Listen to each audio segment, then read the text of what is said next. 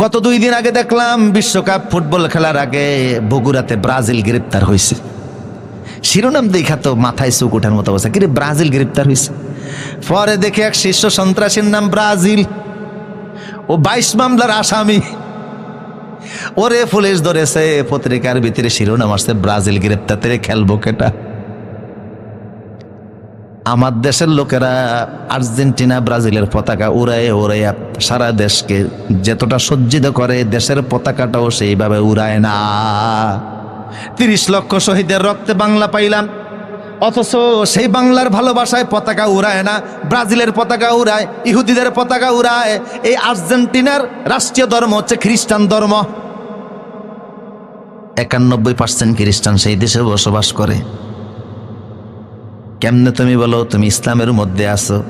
এই জন্য আল্লাহ বলছেন আগে ঈমান আনো, তারপরে ইসলামে ঢুকো। বিজাতীয় কাফের মুশরিকের রীতিনীতি তোমরা কেমনে পালন করো, কালচার কেমনে পালন করো। মুরব্বীরা বলতে পারেন হুজুর যুবকদেরকে ধরতেছেন, ঠিক আছে, আমরা তো ঠিক মতোই আছি না। আমাদের জীবনের সকলকে অনেক ক্ষেত্রে আমরা ইহুদিদের অনুসরণ করি। আমি কিন্তু বলতেছি এখন, কষ্ট হচ্ছে না তো আপনাদের ইনশাআল্লাহ?